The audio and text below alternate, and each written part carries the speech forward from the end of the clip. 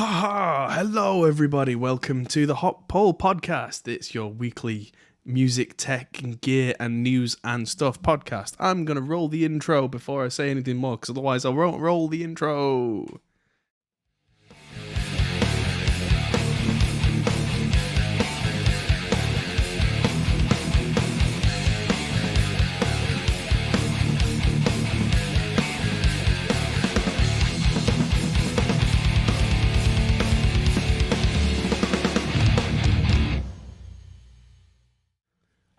Hello, and welcome to the Hot Pole Podcast. Oh, wait, we did that bit.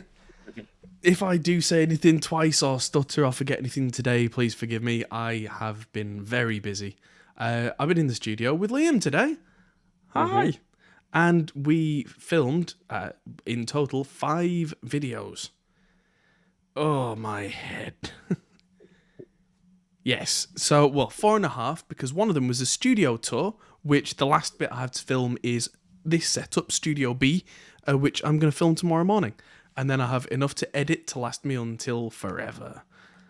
But yes, I filmed a video about how to customize Reaper the way I like it. Filmed a video about how to use Reaper if you do voiceover for work.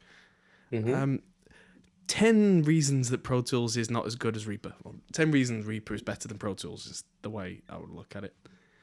And what was the last one I did? Because I did another one. The Q&A. I got everybody in the Discord on Patreon to ask me a lot of questions last night, and I answered them today. So that's a thing. So yes, lots done in one day, and I am tired now. And that is good. Hope everyone's doing well. It's been a busy week.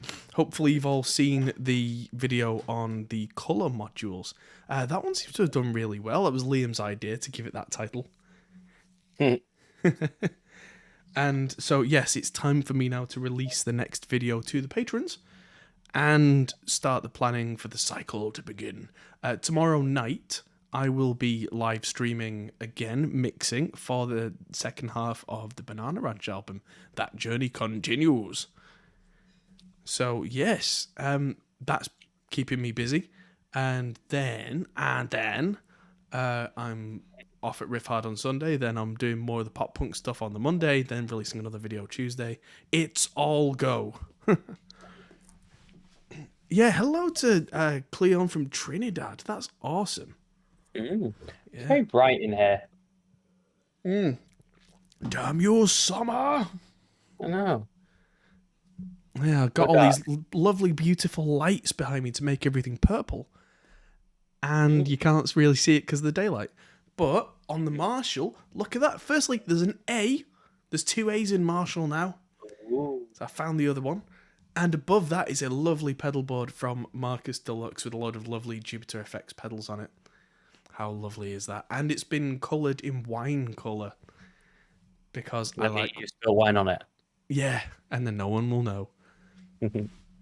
And then over there, I've got, down there a little bit, there we go, 2 more boards from Marcus Deluxe. So I've got more pedals. So the bucks have gone.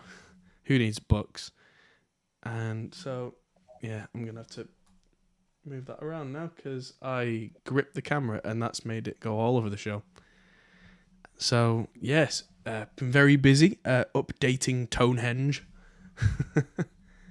And what a henge it is, mostly made of tone. So, yeah, that's been my week and multiple video releases and all the other stuff that goes on behind the scenes. We even got to do a video together today. We did, and that was fantastic.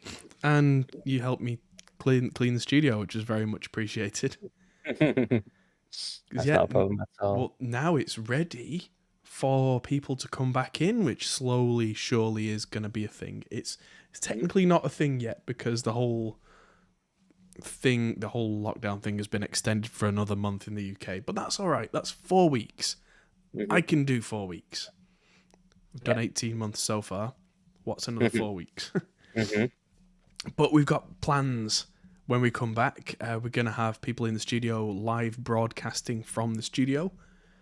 It's going to be awesome. Really looking forward to it. Need to put a couple of the converters back in and get all the tech rewired up because I've been kind of borrowing my own technology to put it in different places.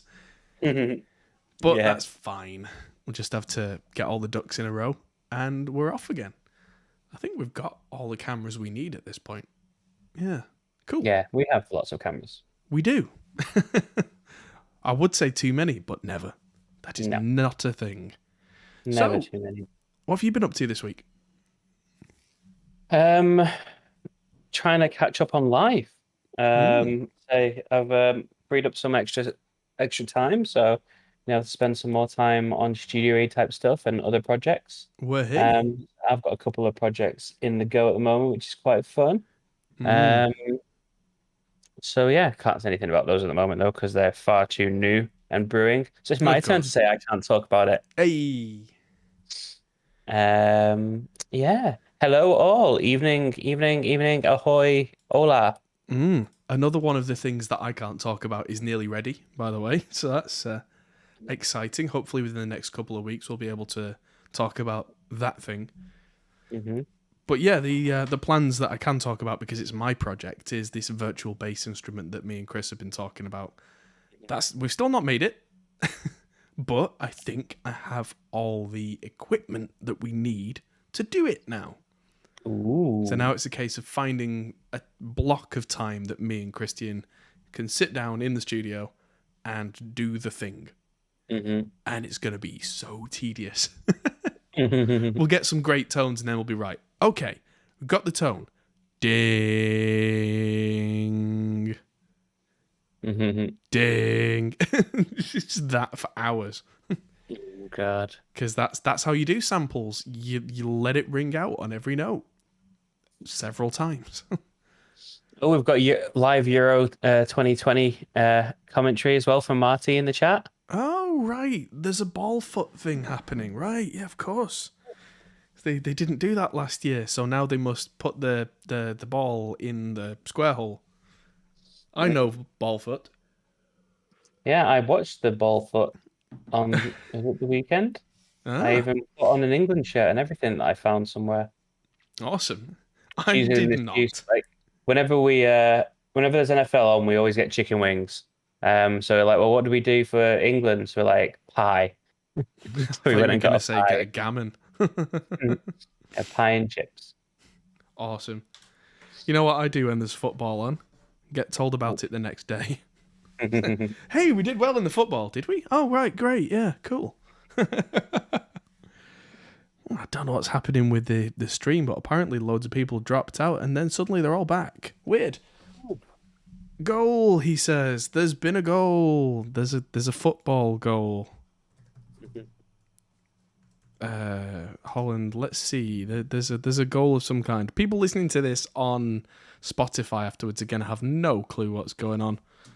No one ever does. No. It's a goal. No one's here for football.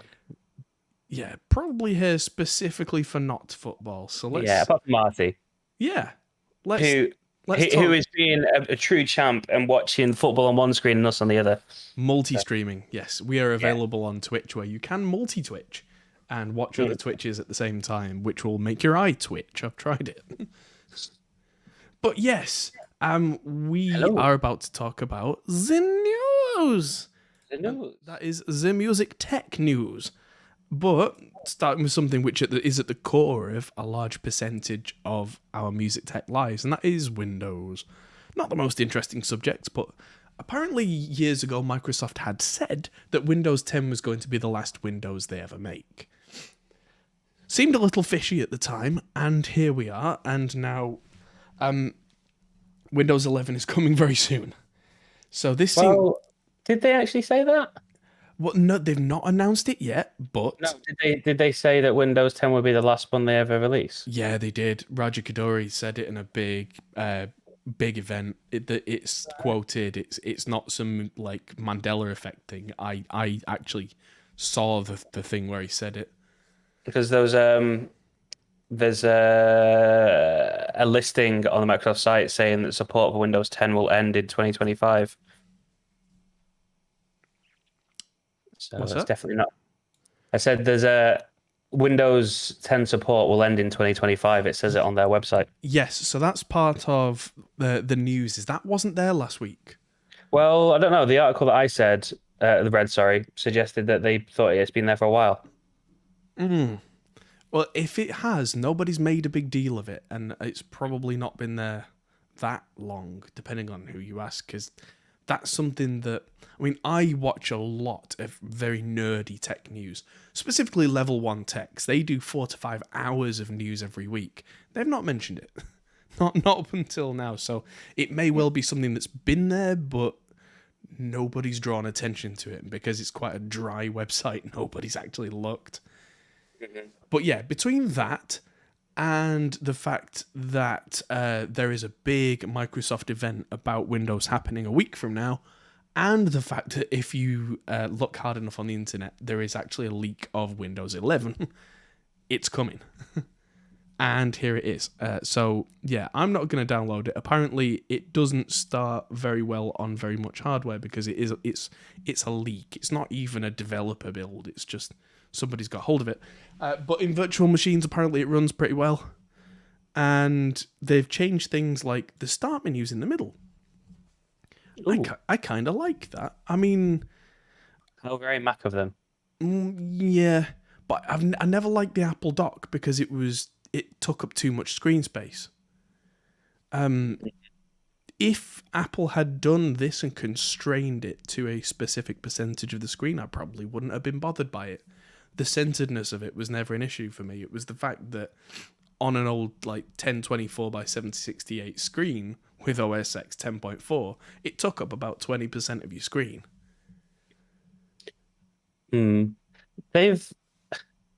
So this little pop-up that they're showing, they've just added that to Windows 10 last week. They have, and I disabled it within the hour. Because I quite like it. If I wanted Sky News and The Guardian and crap like that, I would open a browser. Oh, I've already right-clicked on pretty much every news source and said hide stories from this one. Right. It's like Express, no. Daily Mail, no. So now it's giving me stuff for Digital Spy. It's like, okay. Yeah. Oh no, wait, no, that's rubbish as well. Something about someone's husband. Don't care. I just want to try and see how niche I can get their news sources to be by just banning everything. Anshul Jane chat says, what bass are you sampling? Ask me again after the news and I'll talk about that in some detail, because it's there, but let's not get too sidetracked. I will talk about it. If you're going to watch the rest of the stream, ask me again in probably 20-30 minutes. So if we're going to talk about Windows 11, surely there's only one thing we should actually be talking about on this podcast. That it goes up to 11? No. Spinal Tap style? The music. Oh, yeah. The fact that it sounds vaguely like the Windows 95 sound. Yeah. Let's play it. I'm sure that'd be fine to play. It's from Twitter. Yeah, that's Windows 95. And so it's kind of like a more classy version of Windows 95, where it is that ninth chord. Because that was always it always sounded like a ninth chord on the Windows 95, but it was so low bitrate and heavily dithered, it was hard to make out. It sounded like it had kind of like a noise synthesizer in the background. It didn't. It was just that low quality, whereas now we don't care about bit depth and that kind of thing, because Windows 11 will probably be like a 10 gigabyte download. So having a 300 kilobyte sound sample is not a concern these days. No. Oh, and the Windows 95 sound was a WAV file, because an MP3 would probably have tanked your computer trying to play it. And now we're like, MP what now? Who cares? You can play that on your watch. Literally. But yes, so we're going to keep our ears to the ground and see what the crack is with Windows 11, because there is an event a week from now. A week exactly from now, so it's probably going to run concurrently with the podcast, but what can you do? Maybe we could do a live react. Yeah. We'll see the timing. See what happens. So let's move on from there. Game Changer Audio. Game Changer Audio have made some pretty cool pedals in the past. And now they have made a Bixby pedal. Okay. Which is cool. I mean, this is, I think Bixby are owned by Fender, so this is an official collaboration with Fender Bixby. Bixby are the old big fat tremolo arms that you get on really old guitars, like generally ES335s. If you look at Back to the Future, where Marty's playing that red guitar, and he's with that. That's Marty. That's a Bixby, the big fat original massive spring. It looks like something off a car. And Game Changer Audio have made a pedal that apparently does the same kind of thing, but with your foot. So it's kind of like a whammy pedal, but I'm guessing it's far more detailed, I think is the word I might use. Because, I mean, if it's going to be subtle bends, you don't want the pitch shifting to really screw everything up. Oh, apparently it does have whammy modes in it as well if you want to change the mode. So instead of you can go. That could be pretty cool, actually, having whammy on a big fat spring. If that sounds good, I might check that out. But for $379 that is quite a bit. But I know that the Digitech whammies when they came out were probably around that price point, and that was in the early 90s. So yeah, not cheap, but it looks really cool. And if that is designed with a Bixby in mind, that big fat spring, I mean, they were designed to be used with your hand, not with your foot, so it's probably a stronger spring, but yeah, it's a pretty cool looking thing. Yeah, so we'll see very soon what that sounds like. It does look cool. Moving on, Membrini Audio, who make lots and lots of them plugins, have released a Marshall Super Lead 1959 amp, not from the year 1959, probably from 10 years after that, give or take, but for €39, very affordable. Membrini makes some quite good heavy high gain amps. I've not heard any of their low gain stuff, but the Marshall Super Lead has a very defined, a certain sound that's very vintage. It'll bite your face off. It's not particularly a gainy amp. Think Hendrix, early Hendrix, that kind of thing. That's that amp. A bit drivey. A bit drivey at most. Yeah. I mean, they were famous, those amps, for being loud. They didn't distort very much unless you had them on full, which is where Hendrix had them. And the engineer, Eddie Kramer. Eddie Kramer had the microphones on Jimi Hendrix's cabs 12 feet back, because if they were any closer, they would blow up. Wow. Yeah, that's how ridiculously loud he was running these things. Have you got an issue with trying to get stuff in phase when you're that far away? Only if you're mixing microphones.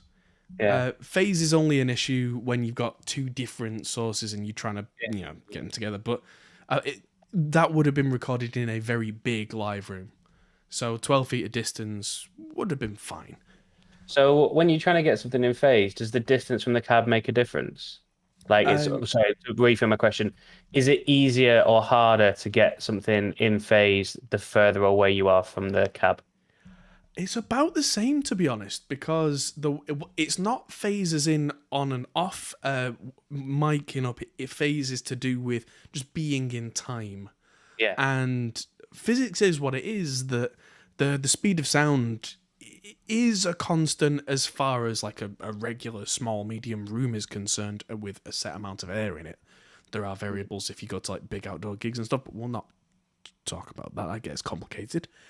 Yeah, because then you have to set distances based on how far away people from the stage. You have to time the speakers and stuff, don't you? Yeah, and you can end up accounting for the wind and stuff like that. It can get a real headache.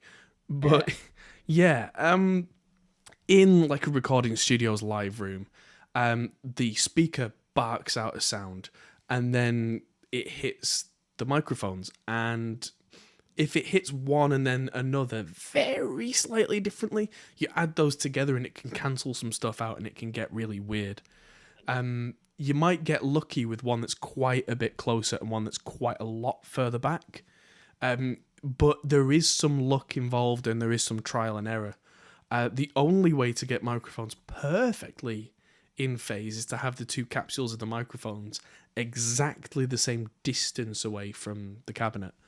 Generally, that's how I do it, just because it makes my life easy. But if you want to throw a room microphone in there, generally you can, because usually they're so much further away that it's less of a problem, because the sound is so much less like a super close mic anyway.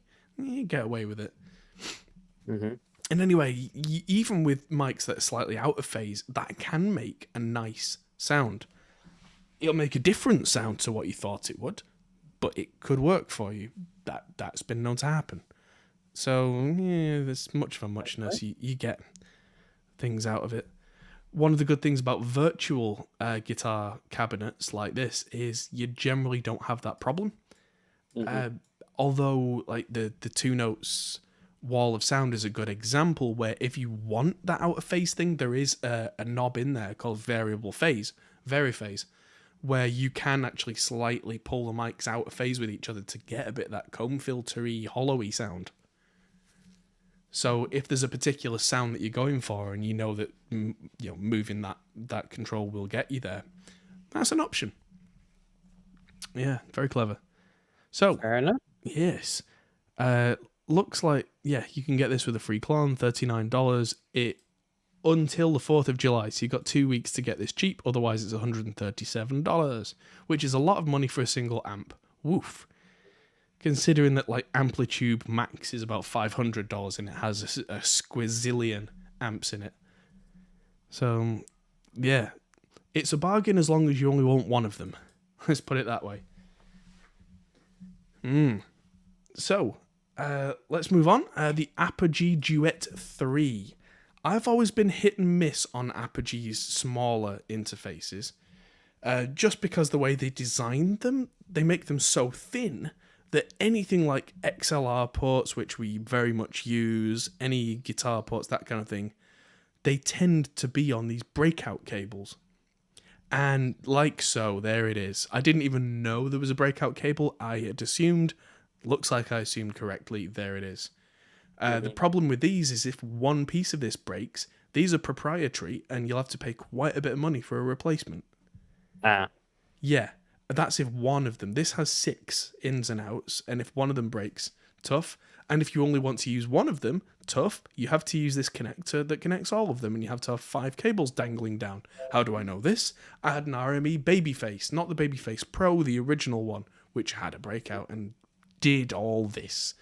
And that's the reason I got rid of it. It was a great interface, except for when I only wanted to plug one thing in and had cables trailing everywhere. It became very messy.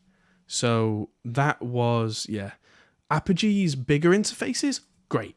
No issues with them. The Quartet is bigger, chunkier. Guys like Ola Englund swear by the Apogee Quartets. They tend to far prefer developing their software for Mac over Windows, which means it doesn't really work for me because I'm a Windows guy, but the people I do know that use them have no complaints. They sound great and are rock solid. It's got 2 USB-C connectors on the back of this. Don't know why. Oh, the interface can be powered independently from the computer if the computer can't supply enough power. Useful. So if you're using something like a MacBook Air and you don't want to drag its battery life down from 12 hours to like 1 hour, then you can stick a battery bank on the Duet and that will be powered separately. I like that. That's a good idea.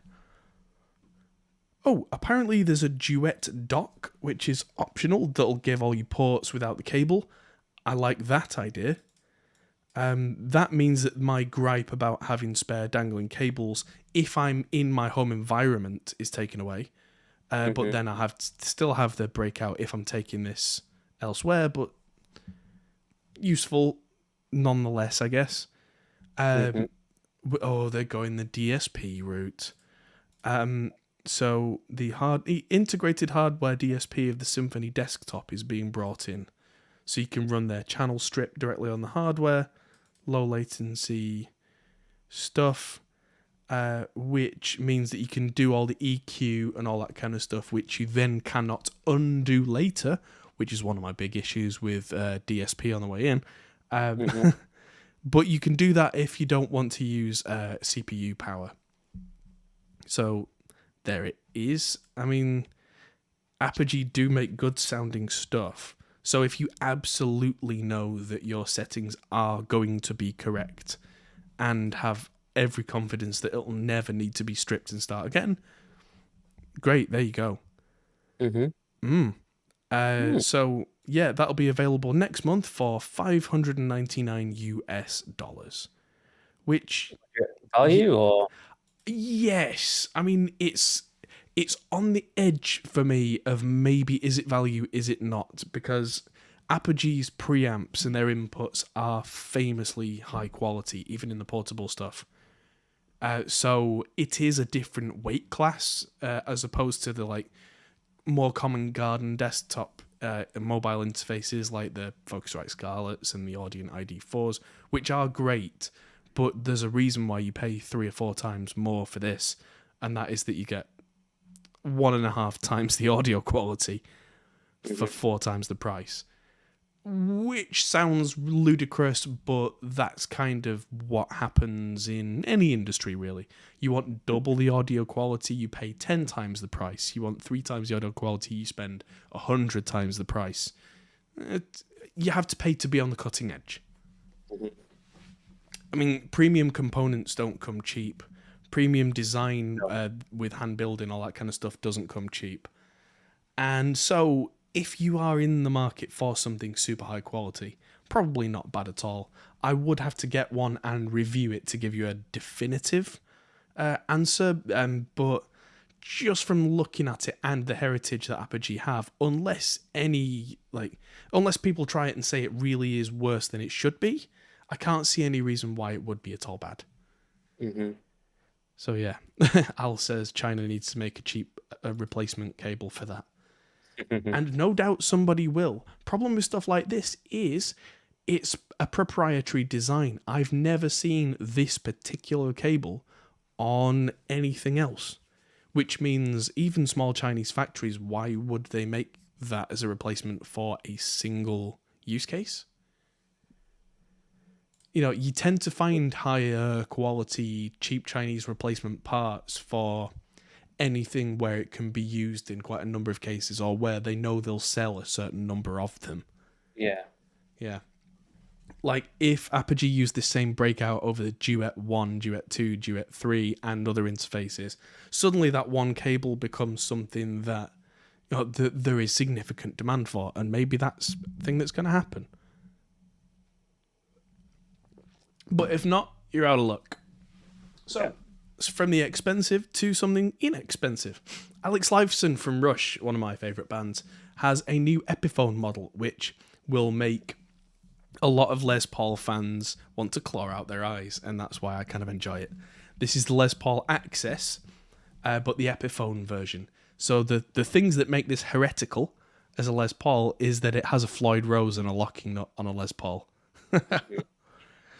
And a lot of people hate it, and I wouldn't say I love it, but it makes me smile because people hate it. Because there's nothing to get worked up over. If you don't want it, don't buy it.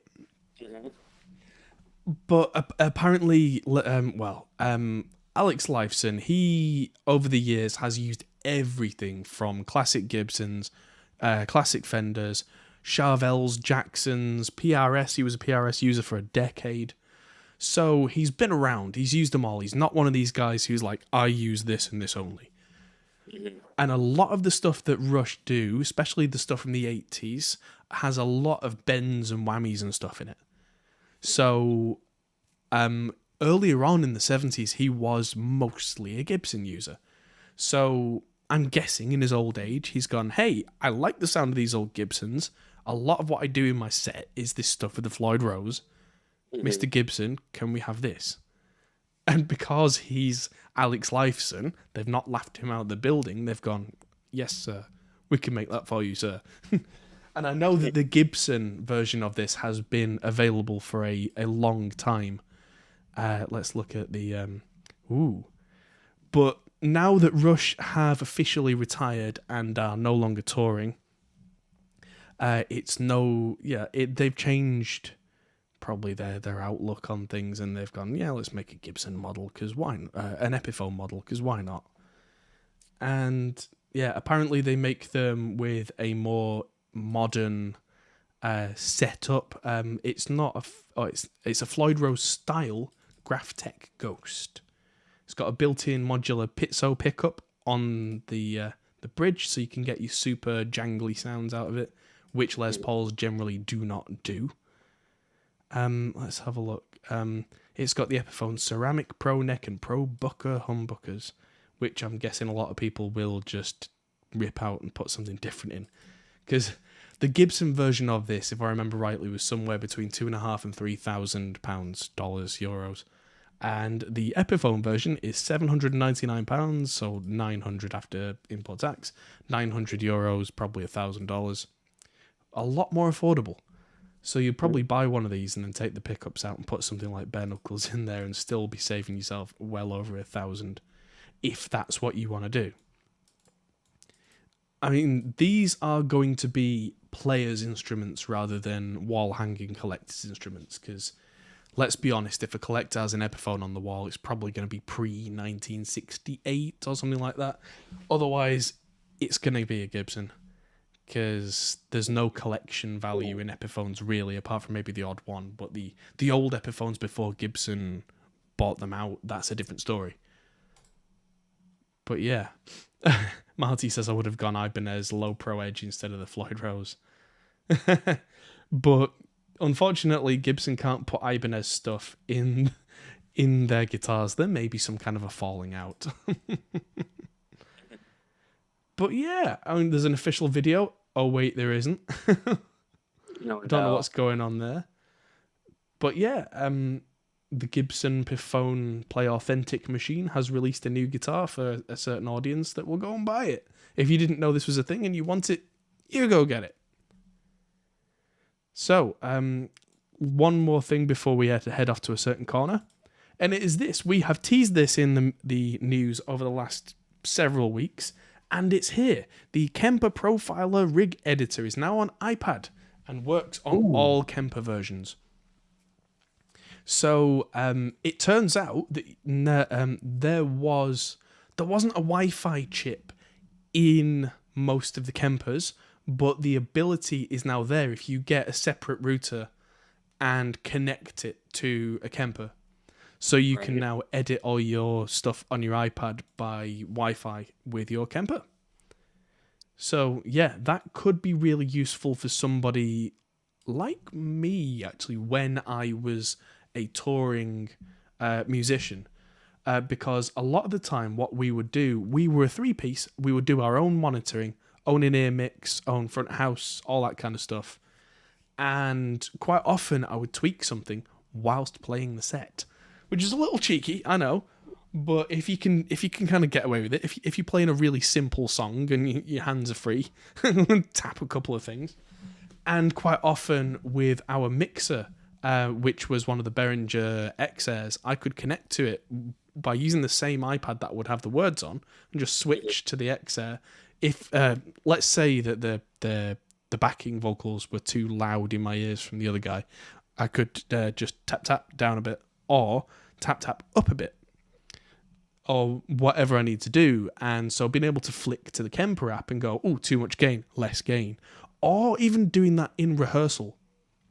Mm-hmm. Without having to have a laptop and the Kemper app up and all that kind of stuff, to just have the same iPad I already had and just go tap, tap, tap, tap, tap, tap, on we go, could be really quite useful. Apparently there's no Android support yet.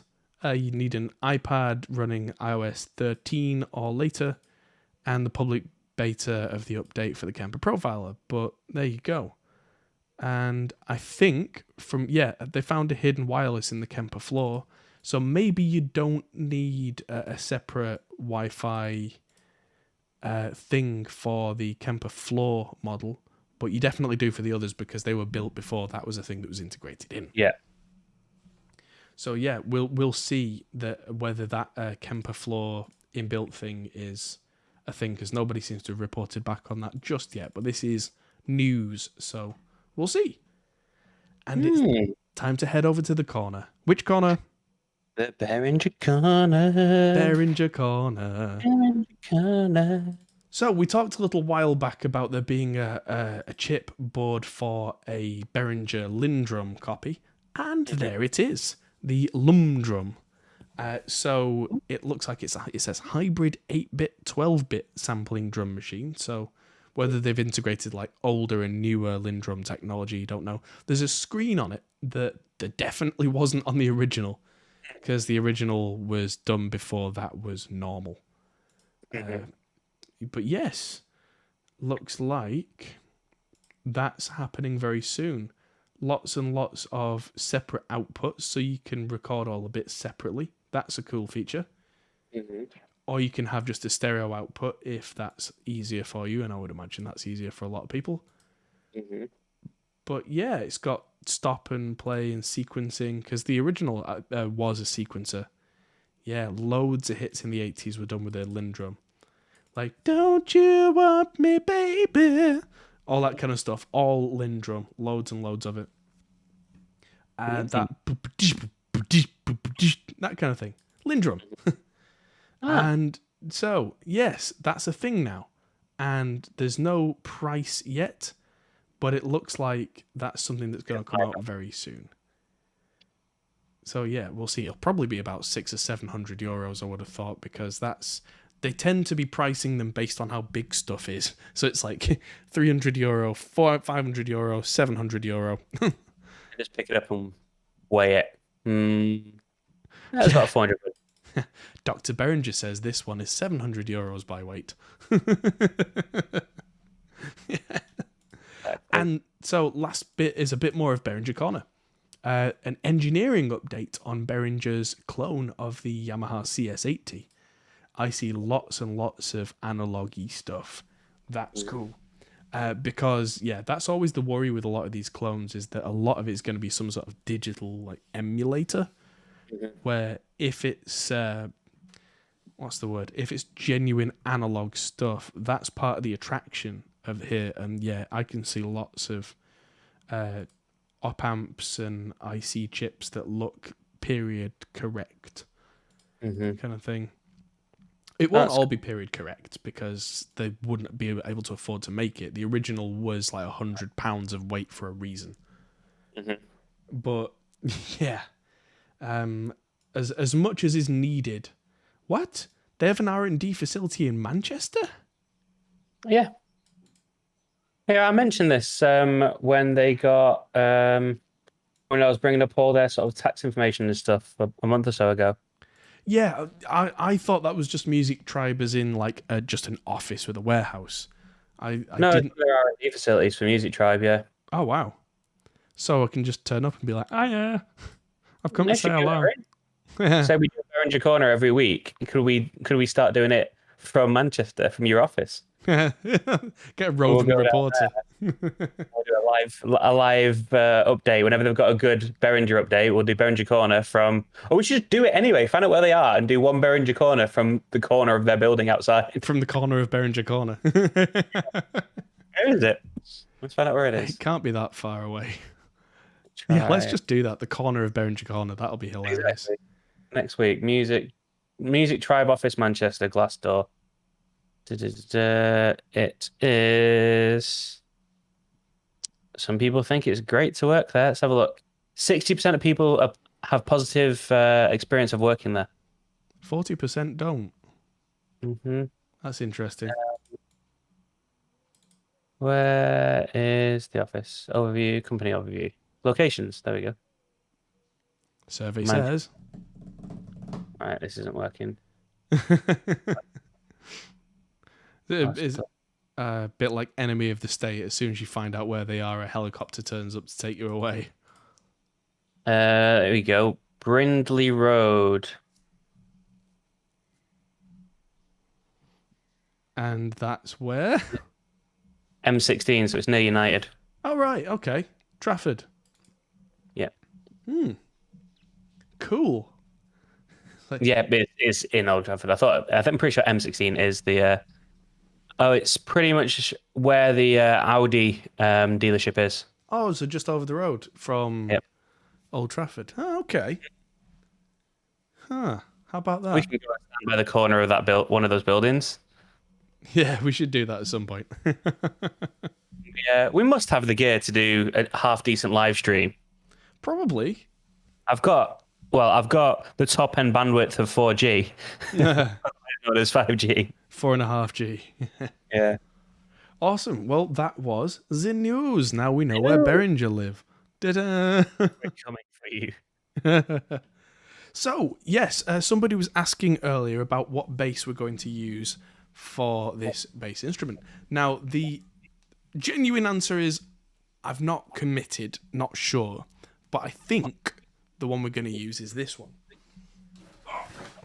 which is the one that I show off on the stream a lot. This is the one-of-a-kind, we think it's Earl Wine, it's got a big E, but this thing is all maple, sounds incredible.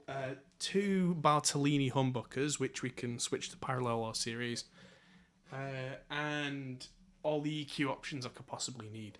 Yes, it's a 4-string, but I will be, if we use this one, restringing it to have really thick strings on, so we can record all the way down to a ridiculously low note, just for the sake of sampling, and then I'll take them back off and make it normal again so it doesn't cry at me. But yeah, it's either going to be that one, or possibly the Ibanez that I've got up there with the triple coil pickup, or the 7-string bass, because those are the 3 that I've got that have the sound. I mean, the other basses that I've got are really cool, and I like them. Like the jazz bass is my go-to up there, and that's got a great sound, but it sounds like a jazz bass, and everybody's done that. Are there lots of virtual 7-string basses? I know. Well, there you go. Huh. Well, that could be the answer. And I'm just like, even though I'm guessing it doesn't actually really matter too much, as you say, can you just put strings on another one for it being virtual? It can still be a virtual 7-string. Maybe, but we can do. So what you do is you record it as a 4-string and a 7-string, and you release 2 versions. One's a 4-string, one's a 7-string, and the 7-string's more expensive. What's with the extra cost? More strings. Exactly. Any idea how much strings cost? Especially on a 7-string. Oh boy. Yeah, so you make the original 4/7 of the full price. Solid 4 out of 7. Yeah. Increase it by 3/7 for the main price. Oh, that's not a headache at all. No. Evening, everybody. I know we don't need to do it live, Marty, but I want to do it live because it'll be hilarious to try and deal with doing a podcast like right next to a dual carriageway in Old Trafford. I have to make sure that we do it on a night United's playing as well, just to make it really awkward. Oh God! We could ask United fans what they think about Behringer Corner. And they'll be like, "What?" Yeah. Yeah, exactly. More numbers are better. Yeah. And we can charge more for that. Maybe. A bass with the range of a grand piano. Yes, indeed. Oh, I need to know what Chris thinks. He was in chat before. If you're still here, Chris, what do you reckon? 7-string with 7/7 of the full price? Because then, yeah, we do a sale. We can do a 7th off. Get a string but you don't free. Get the top string. Yeah. Get a string free.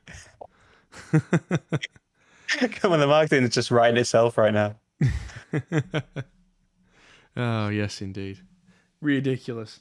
I mean, the other option is, seeing as though it's me and Chris doing it, and Chris has got to do all the programming side of it, I could sample them both. He'd hate me. I mean, it's going to probably take 2 days just to play each note millions of times. But then, yeah, poor lad's got to get it all in contact. Whoa. Yeah, we'll see how that works. But yeah, we've got all the gear for it now. There was some, not news this week, but kind of gossip, that there was a thing on Instagram. Origin Effects make the Kali 76 pedal, which is one of my favourite compressors, and I was thinking about getting one. But there's been a whole... how would you do with some legal stuff. I'm trying to find a way to explain it. That Origin Effects make a set of drive pedals called the Revival Drive. And, there it is. Revival Electric. So let's go back to, let's use this. Where's the link to the Instagram? Revival Electric. So what's happened is, so they've got the Revival Drive, and Revival Electric own the trademark to Revival something or other.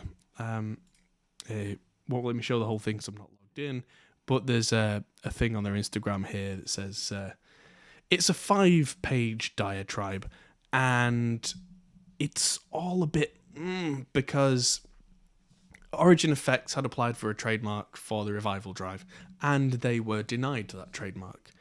And it seems that the reason was that Revival Electric already have a trademark on the Revival name because it's the same kind of industry. Right. Now, the muddy waters is from, if you do some deep diving on it, apparently in the US, to get a trademark, you already have to be selling a thing in a reasonable quantity. Then you trademark it to protect the trademark on the product you are already selling.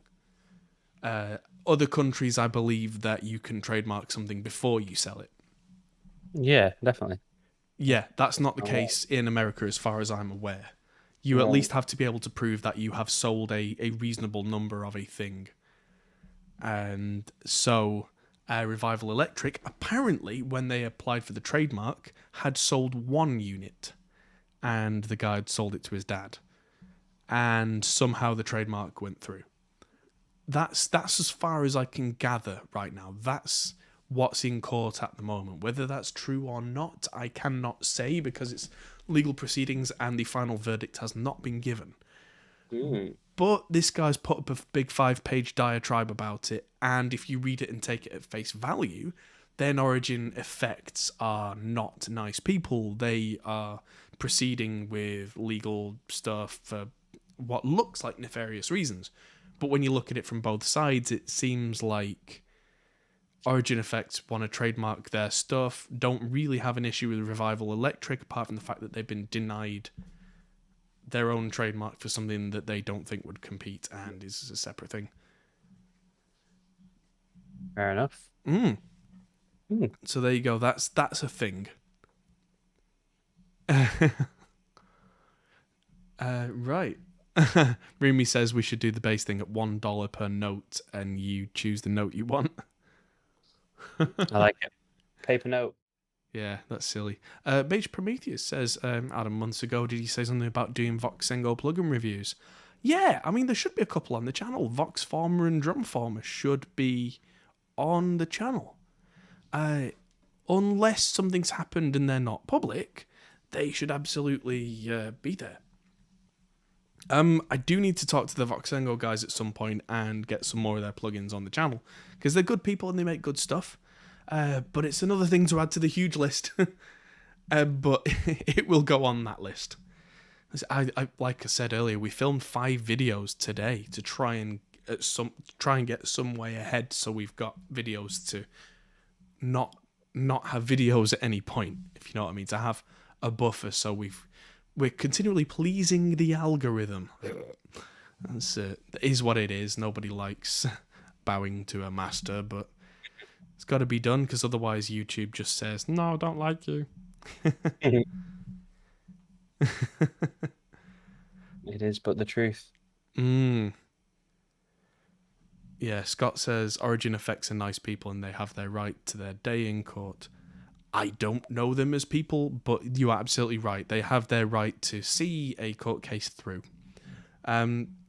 It's not as if Origin Effects are like Microsoft big and they can use a tactic where they can just litigate people into the ground either. I mean, already on Instagram because of this, it's not been a good look for Origin Effects, and they probably factored that into a decision. You wouldn't take a decision to go to court lightly on something like this, because public opinion can swing either way when you do stuff like that.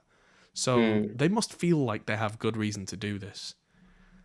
Whether anything goes one way or the other, I don't want to speculate that far, because we'll see.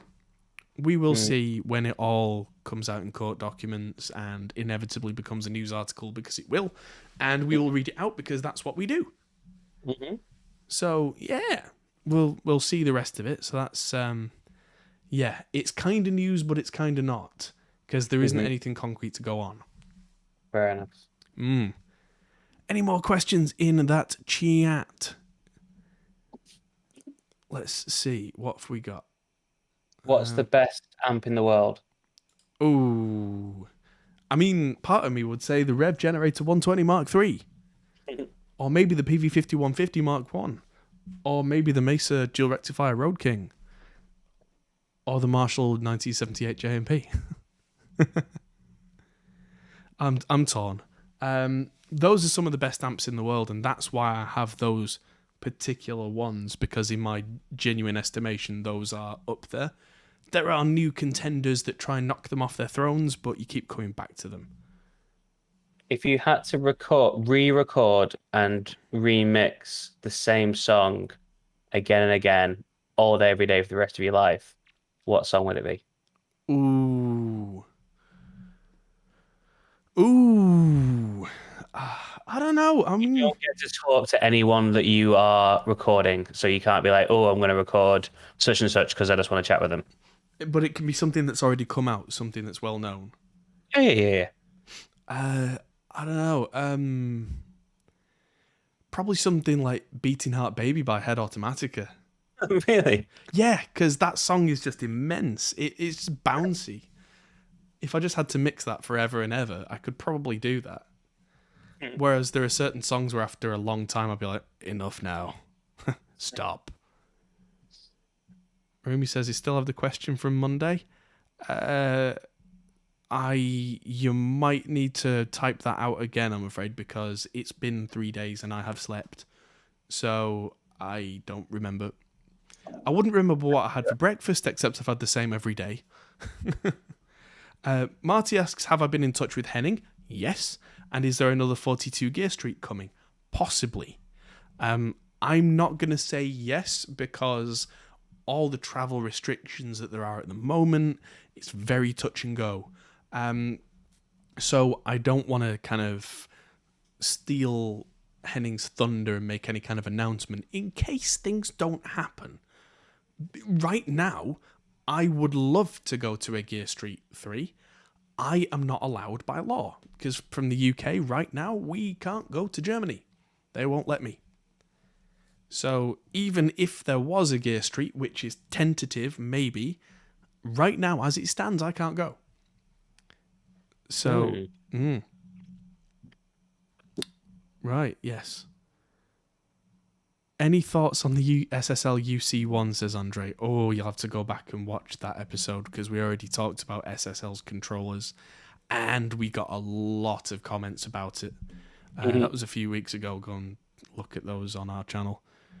Rumi says, if I record something like the DI's clipping, even if I rolled back the gain fully, the interface gain indicator is green, but I can see the waveforms are missing, chopped off. What's the right solution? Firstly, better interface. That sounds like a classic Focusrite Scarlett first generation problem. I'll bet that's the case. A lot of cheaper interfaces have converters that cap out and clip well before the digital maximum. Not good. Your signal is only as good as your weakest point in the chain, and that's probably it. Because gain on interfaces is, it should say, additional gain. Because what's happening is with the gain all the way down, your control is not off. That's just not adding any more. But that means when you slam the front of that preamp with signal from a DI box, if it's too much for that interface to bear, it will buckle under the pressure. And there's some sort of clipping going on there somewhere. And if that still doesn't fix it, get yourself a better DI box that has better headroom. And if that's still a problem, it might be your guitar, maybe, if it's a guitar that has something like EMGs in that do asymmetric clipping. They do that as part of the sound, which is why they sound really consistent in a live context, which is part of the reason why they were popular in the 90s. So there you go. New Audient Mark II would be good. Yeah, they're great. They can, as far as I know, and here's my Audient ID14 Mark II, which isn't plugged in right now, is fantastic. And the only reason that I'm not using this right now is that the new version of Tonehenge behind me needed lots more ins and outs than this poor little interface can provide. I was considering getting an ID44 from Audient to see if that would cover my bases, but I already had the audio fuse at Studio A, so I've just borrowed that for now from myself and stuck that in there. If at some point Audient come out with an interface, not just a preamp bank, but a full interface of 8 in, 8 out, you can bet your bottom dollar I will jump on that. But for now, I need lots of channels, or at least I want lots of channels because I'm lazy. There are 2 channels on the front of that are not connected, so I can plug DI boxes in, but all the others are plugged into a Captor 8, a Captor X, a Cab M, Rev, Generator 120 Mark III's separate output, the Tech 21 Landmark, and the Axe FX. So they all come in without me having to go and touch anything, which saves a lot of my time when I'm doing things like reamping now.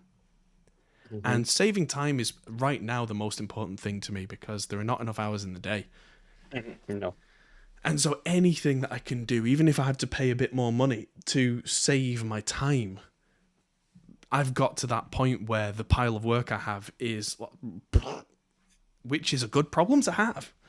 Mm-hmm. But it just means my priorities have shifted a bit to what makes things go the quickest. So there you go. Yeah, if Audient make a replacement for the Audio Fuse 8 Pre, that's going to go back in Studio A and become a preamp bank again, and that Audient thing will go there. So there you go. Sounds good, yeah. Yeah. Van Deen says, have you ever had to record, mix, and master something that you got so sick of hearing that you'd never want to hear it played again? Yeah. Yeah, because for years, the studio was a conventional recording studio, shall we say, where to pay the bills, people call up, say, I want to record, and they come in. And sometimes it'd be amazing, and sometimes it'd be okay, and sometimes it'd be like, oh my God, I never want to hear this again. Mm-hmm. And it could be anything, but generally the things I never want to hear again are where whoever the artist was thought they were, to use a phrase, God's gift, and they really weren't. Mm-hmm. And yeah, I've worked with some amazing people. I've worked with like Senegalese rappers. I've worked with gospel choirs that have been great. I've worked with, rock, rap, show tunes, everything in between. Vulcan harp, yes, Star Trek, Vulcan harp, genuinely. I've done a full audio book recording for Doctor Who. I've done all sorts of stuff. So the things that have gone terribly have not been because they're outside my comfort zone. The things that have gone terribly that I don't want to do again are people who are not prepared generally and don't know they're not prepared. And more important... And/or idiots. And/or just idiots. Yeah, I was trying to be nice about it. But yeah, let's be honest. People who are just a bit thick or just so wrapped up in themselves that they think that what they've done is amazing. Yeah, I'm not saying about that. I don't mean it as in their pure intelligence, but I mean... Yeah. Social idiots. Mm-hmm. Yes. Yeah. I've even done things like record kids' parties where they're all 6 and 7 year old, and sometimes you do that and it's really sweet. And sometimes you do it and you play it back afterwards and you go, there are cats clawing on chalkboards that sound better than this. Yep. And I found one of those the other day when I was going through and clearing out hard drives. I found my niece's birthday party that we did years ago. Was that one okay? No. No. I mean, it's just like full auto tune and sort of thing, isn't it? And Oh it yeah. was hilarious because she's like, I think she's 17 this year. Oh, you should definitely keep that in. Oh no, so we've got a family WhatsApp group. So I just like got my phone out, like filmed some of it and sent it to her, and she was like, "Oh no." Oh, fantastic. It was brilliant. Andre says, yeah, same on festivals as lows and highs you have to mix. Well, I've done my fair share of live sound mixing as well, but live sound stuff, I don't mind so much even if the band is bad, because by the end of the set, it's done, it's over. I don't have to listen to it again. You know there's a set time frame where it'll be done. Yeah. And I can focus on the technical elements when it's live. I can go, that's not loud enough, that's too loud, that needs changing, that needs changing. Okay, we're good. And I'm not necessarily listening to the music. Mm-hmm. Even when a band's really good live, I'm not necessarily listening to the music, because my job is not to sit there and nod my head. My job is to make sure everything sounds good. So my focus is elsewhere, but it's nice when the band is good. It's particularly nice when it's an acoustic act and they're really good, because you get a sound and you sit back and you just go, nice. But yeah, terrible earworms. Oh yeah, no, we've had earworms in the studio, because we used to do, like we said, a lot of kids' parties. We've had Baby Shark. We've had like 10-year-old girls singing Nicki Minaj songs, and you're like, this is entirely inappropriate. But the parents are there going, yay, great! And you're like, oh, really? Yeah, so, yeah, some real experiences that, oh God, I am a whole different person after those experiences, I can tell you that. Those kind of experiences make a man of you. Or grind you down. To never want to work with sound again, and to want to get a fork and claw out your ears. But that was all the kind of stuff that paid the bills and paved the way for the cool stuff. Like the Monday mix streams that I'm doing at the moment, the Mayseto album, that was pretty much paid for by all those terrible party sessions and people like that who were lovely people, and mostly, and would come in and pay the money and have the experience and go about their day. And then we'd get to do the real rock and roll stuff. So yeah, it was always worth it because of the longer goal, the bigger picture. So it was to achieve a thing. And so yeah, at the end of it, even some of the worst sessions, you couldn't really begrudge it. There were only a couple where they were that bad that we gave them their money back and just said, don't come back again. It's very rare. Not very common, no. No, but that's never even been a musical thing, really. That's been a person thing. You get bad clients who are just not good people. And you do what you can, but there's a limit when people are just not good people. And you're just like, I'll take somebody else's money. or I'll just not eat well this week. I'd rather do that, But yeah, I hope that answers your question. And that means that I think it's time for us to go this week, because I've got lots to do. I've got five videos worth of footage to transfer now from everything we filmed today. It's been a very busy day, and now I've got to edit it all. Film the rest of the studio tour tomorrow. By filming the rest of it, I've got to film this room and show you what's going on here, because we did the rest of that today. So I'm looking forward to putting that video together. I've got 3 more Reaper videos coming, so back to our core thing that people know us for. That's great. And yeah, lots to look forward to, and a new mix stream tomorrow. I'm actually out filming with Liam during the day, but I'm going to make sure I get back here in time to do yet another live stream. Lots and lots of content up in this channel. It's 4 videos a week at the moment. Knocking them out the park. That's good. Yeah. So yeah, it's been very much enjoyable as a stream today. I can't even make words because I've been talking to a camera since about 12 p.m. So yeah, my brain is gone. Thank you everybody for watching. Subscribe, join the Discord if you like. I'm sure someone will drop Marty just dropped a link in chat if you want to come and talk to us outside of the videos.